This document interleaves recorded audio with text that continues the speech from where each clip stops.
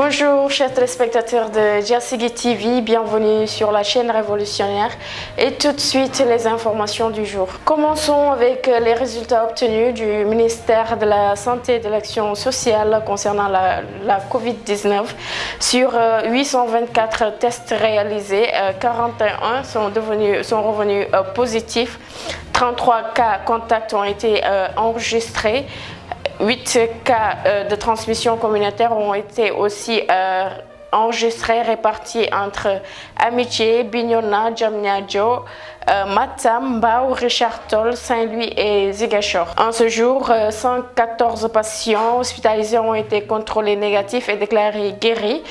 50 cas graves ont été aussi enregistrés en ce jour et 4 nouveaux décès. Parlons toujours de santé. La pandémie Covid-19, le Sénégal prêt à franchir la barre des 10 000 cas positifs et 200 morts. Le seuil d'alerte dont parlait professeur Seydi au mois d'avril est atteint avec 3 000 malades sous traitement, dont 50 cas graves. Avec ce nombre de cas graves, le Sénégal va bientôt atteindre le maximum des 100 lits disponibles en réanimation. Le syndicaliste Cheikh Diop persiste, la SAR est à l'arrêt.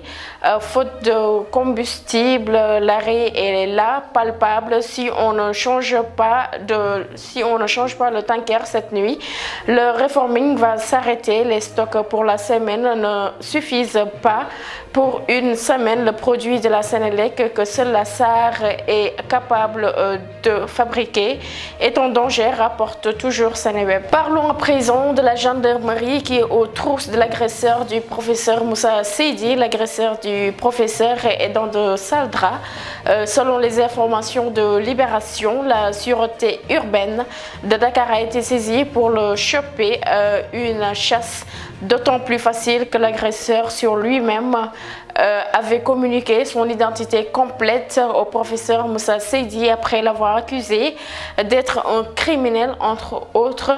Pour rappel, l'Observateur avait révélé que le professeur Moussa Seydi, le chef de service des maladies infectieuses de l'hôpital Fann, en première ligne dans la lutte contre le coronavirus, a été la cible de violentes menaces verbales alors qu'il sortait des cimetières de Yoff pour un enterrement. Le ministre de l'Environnement et du Développement durable, Abdou Karim Sall, a démenti l'information livrée par le député Aline Doumbouroussou Sow, président du conseil départemental de Ranérou, selon laquelle il va rembourser les oryx morts et restituer le reste. Cette information est bel et bien fausse. Depuis plus de 6 mois, je n'ai pas vu Aline Doumbouroussou ni communiquer avec lui.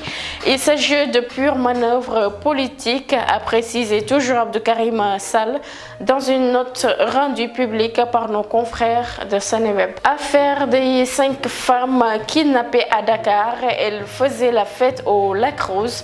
Selon Libération, la plus âgée du groupe DN avait tout planifié pour passer le week-end avec son amant pendant que leur famille s'inquiétait pour elle, leur disparition. Elle participait à une piscine party, comme on l'appelle. L'enquête a révélé une mise en scène aux multiples failles. C'était tout pour aujourd'hui. On vous donne rendez-vous demain à la même chaîne et à la même heure. D'ici là, portez-vous bien.